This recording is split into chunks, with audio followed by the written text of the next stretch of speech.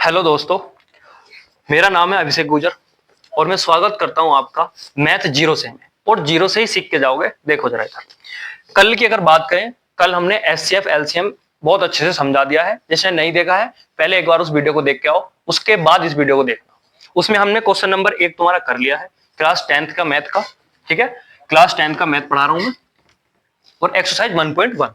ठीक है, वास्तविक संख्या चैप्टर का नाम है। इसमें हमने पहला सवाल कर लिया था और अब दूसरे का पहला देखते हैं। दूसरे के पहले सवाल में दे रखा है हमें 26 और 91।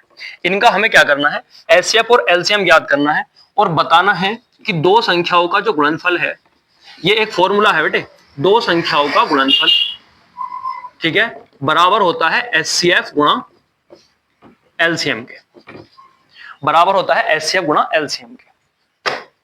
ये भी हमें बताना है और हमें इसके एचसीएफ और एलसीएम निकालने पड़ेंगे। ठीक है, निकालो जरा। 26 और 91 का एलसीएम जो हम निकालेंगे तो इन दोनों के हमें क्या करने पड़ेंगे, गुणनखंड। करो जरा भैया,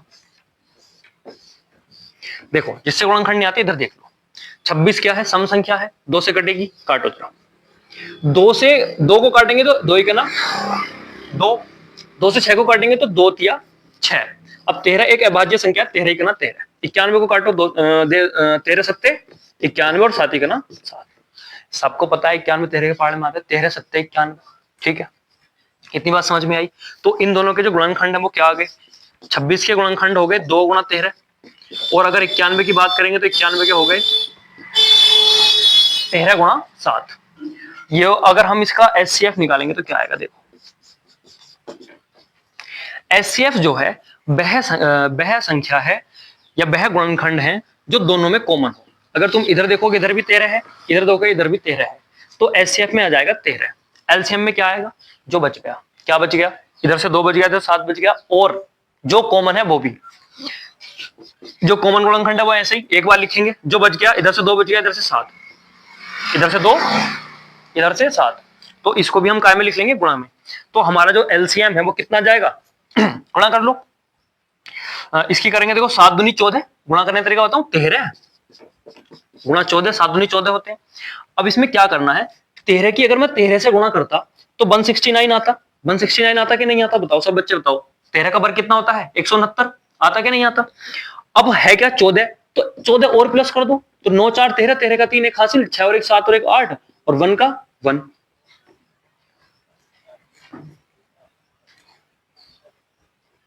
ठीक है, 13 की जो है 13 से गुणा हो रही है ना, 14 गलत लिखा गया है थोड़ा सा, यहाँ क्या आएगा 13, तो 9 3 12, 12 का 2, तो ऐसे करके इनकी हम गुणा भी कर सकते हैं। ठीक है, कितना आ जाएगा, इनकी आ जाएगा 182। सही है भाई, ठीक है। अब देखो जरा, ये हमारा एचसीएफ आ गया, ये हमारा एलसीएम आ गया। अब दो संख्याओं का गुणनफल बराबर होता है किसके, एचसीएफ गुणा एलसीएम के। रखो जरा, ये हमारी जो दो संख्याएं हैं, इधर है 26 गुणा 91, और एचसीएफ और अगर एलसीएम की बात करें तो कितना है भैया, 13 गुणा 182। इनकी गुणा करके दोनों तरफ बराबर आना चाहिए, तब हम कह सकते हैं सूत्र सही है, या हमारा सवाल सही है। करो जरा, 26 की 91 से करनी है, करो। 91 लिखो, 26 लिखो, 6 करना 6 और 6 54, 2 करना 2 और 9 दूनी 18, 6 का 6, 4 2 6, 8 5, 13 का 3 एक हासिल, तो आ जाएगा 23 66। कितना आ जाएगा भाई, 23 66। इन दोनों गुणा करो, 13 दूनी 26 का 6, 13 अट्ठे 104, 104 और 2 106, 10 हासिल, 13 करना 13 और 10 23, तो इधर भी कितना आ गया हमारा 23 66। आ गया नहीं आ गया।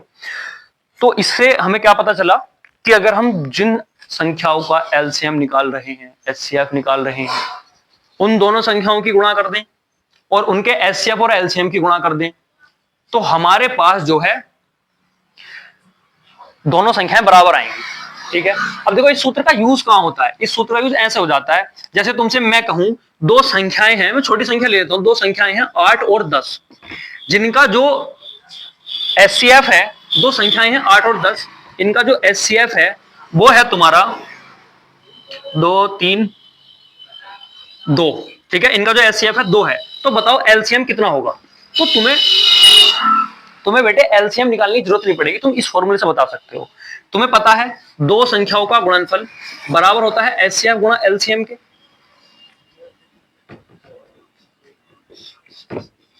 तुम्हारे पास एचसीएफ दे रखा है, एलसीएम नहीं है। 8 ढाई 80, और इधर 2 से इसको काटोगे 40 बार, और इधर क्या था एलसीएम, तो एलसीएम तुम्हारा कितना आ जाएगा 40। तो इस सूत्र का यूज इसलिए हो जाता है, इसलिए तुम्हें यह सूत्र सिखा रहे हैं। ठीक है भाई, तो ये आ गया।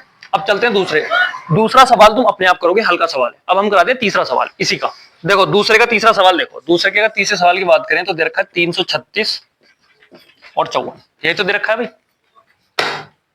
मेरे पास एनसीईआरटी की बुक है सरकारी वाली, उसमें दे रखा है, सही है। 336 के गुणनखंड करो जरा, सम संख्या 2 से काट दो, 3 को 2 ही करना, 2, एक हासिल बचेगा 13 में चला जाएगा, 2 छक्का 12, एक हासिल बचेगा 16 में चला जाएगा और 6 के साथ चला जाएगा, 16 बना लेगा, 2 अट्ठे 16, 2 से कट जाएगा फिर से, 2 अट्ठे 16 और 2 चौक 8। ठीक है, फिर से 2 से काटो, 2 चौक 8, 2 दूनी 4, फिर 2 से काट लो, 2 दूनी 4, 2 1 2, फिर 3 से कट जाएगा, 3 सत्ते 21 और 7 ही करना 7। तो 336 के जो गुणनखंड है वो क्या है?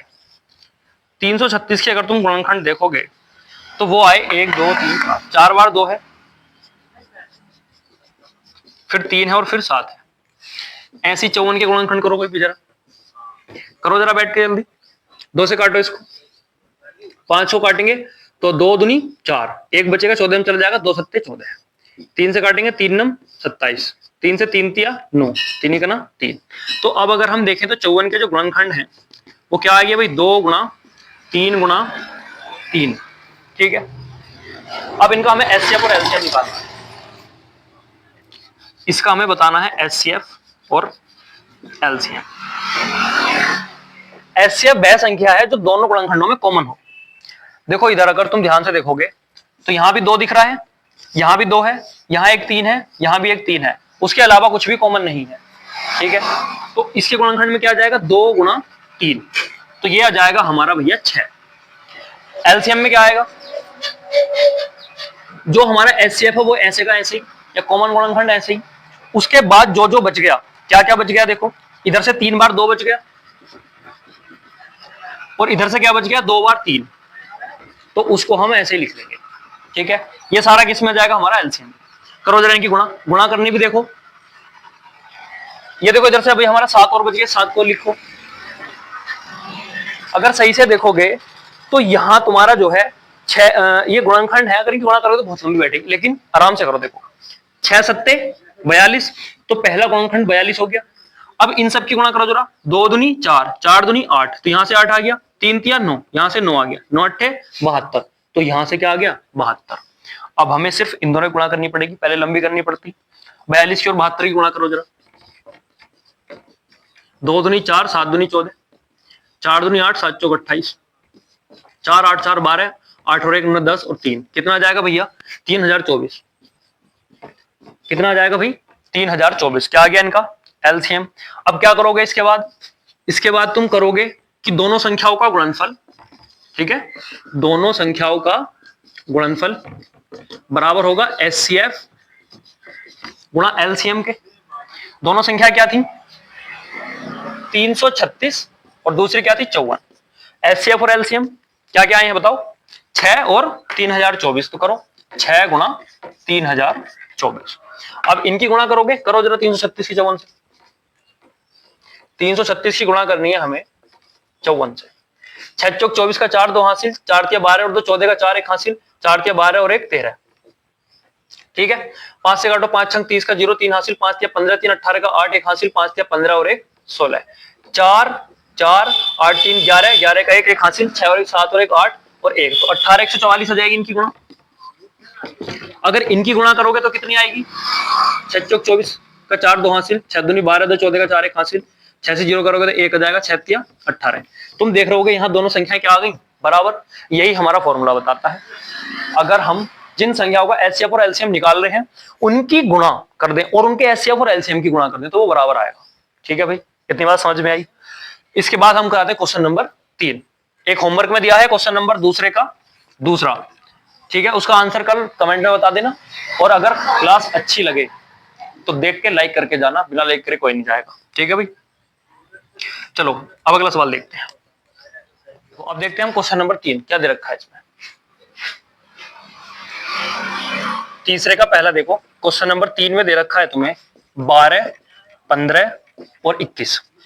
अब तक हम दो संख्याओं का एचसीएफ एलसीएम निकाल लेते, अब हमें तीन संख्याओं का एचसीएफ एलसीएम निकालना है। कैसे निकालते हैं देखो, बड़ी अच्छी चीज है। एचसीएफ और एलसीएम याद करना है बस। देखो 12 के गुणनखंड कर लो, ये तो हमें पता है हमें गुणनखंड करने हैं, करो। 2 छक्का 12, 2 तिया 6, 3 निकलना 3। 15 के करो, 15 के 2 3 से कट जाएगा ना, 3 पंजे 15, 3 पंजे 15, 5 इकना 5। 21 क्या करेंगे तो 3 से कट जाएगा, 3 सत्ते 21 और 7 इकना 7, कट गया। अब इनके सारे गुणनखंड देखो एक साथ लिख लो, बड़े अच्छे से बताऊंगा। देखो 2 गुणा 2 गुणा 3, 12 के लिख लिए। 15 के क्या है 3 गुणा 5, और अगर तुम देखोगे 21 के तो 21 का है 3 गुणा 7। सही है भाई। अब एचसीएफ क्या है, जो तीनों में कॉमन होगा वही एचसीएफ है, तो तीनों गुणनखंडों में कॉमन गुणनखंड होगा। यहां भी 3 है, यहां भी 3 है, यहां भी 3 है, और इसके अलावा क्या तीनों में कोई चीज कॉमन है? और कोई भी गुणनखंड तीनों में से किसी में भी कॉमन नहीं है, तो एचसीएफ आ जाएगा 3। बात करते हैं एलसीएम की। एलसीएम कितना आएगा? देखो जो तीनों में कॉमन है उसको भी लिख लो, और जो केवल 2 में कॉमन है उसको भी एक ही बार लिखेंगे। क्या 2 में कुछ कॉमन है? ऐसा तो कुछ नहीं है ना। तो क्या क्या बच गया, इधर से 2 बच गए 2 बार, तो इनको भी लिख लो, और इधर से 5 बच गया इसको भी लिख लो, और इधर से 7 बच गया इसको भी लिख लो। मतलब जो जो बच गया सारा लिख लिया, जो कॉमन था उसको एक ही बार लिखेंगे। ठीक है। अगर यहां ऐसा होता, यहां वो एक 5 और दे देता, तो ये 5 इन 2 में कॉमन हो जाता, तो एलसीएम में हम इसको भी एक ही बार लिखते। ठीक है, लेकिन ऐसा यहां नहीं है। बाकी आगे देखो, इनकी गुणा कर लो। गुणा करने का तरीका भैया भैया तरीका वही है, 5 सत्ते 35, इन दोनों गुणा करके 35 आ रहा है। इनकी गुणा 2 दूनी 4, 4 तिया 12, तो इनकी करके कितना आ रहा है 12। अब इन दोनों की गुणा कर लो, 12 पंजे 60 का 0, 6 हासिल, 12 36, 36 6 42। ठीक है भाई, कितना आ गया 420। तो इनका एचसीएफ हमारा 3 आ गया, एलसीएम कितना आ गया 420। इसमें हमें एचसीएफ और एलसीएम बताना, तीन संख्याओं का एचसीएफ और एलसीएम ऐसे निकालते हैं। ठीक है भाई। अब तीसरे का दूसरा सवाल देख लो। चलो अच्छा, दूसरा सवाल घर को देते हैं, उसको करना। ठीक है भाई, दूसरा सवाल तो मैं घर को देते हैं हम, HW। दूसरे का तीसरे का तीसरा देखो।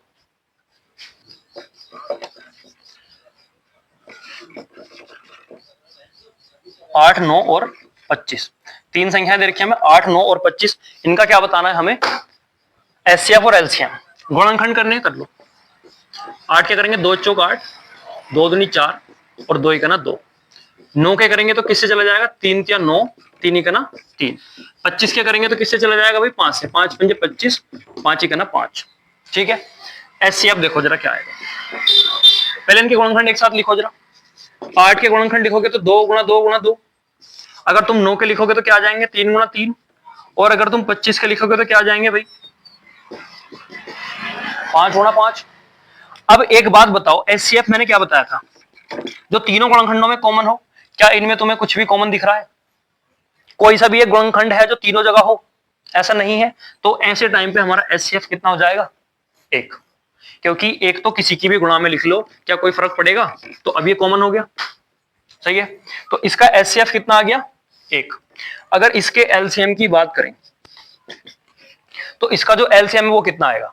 एलसीएम वह संख्या है जो बच गया सारा का सारा, ऐसे लिख लो। तो बच क्या गया?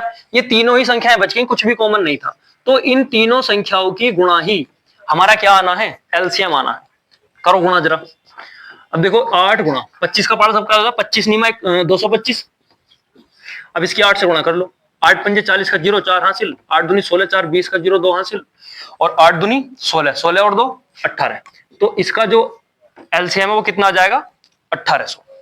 ठीक है भाई, ऐसे हम सारे सवाल कर सकते हैं। इसके बाद अगली वीडियो में कराएंगे।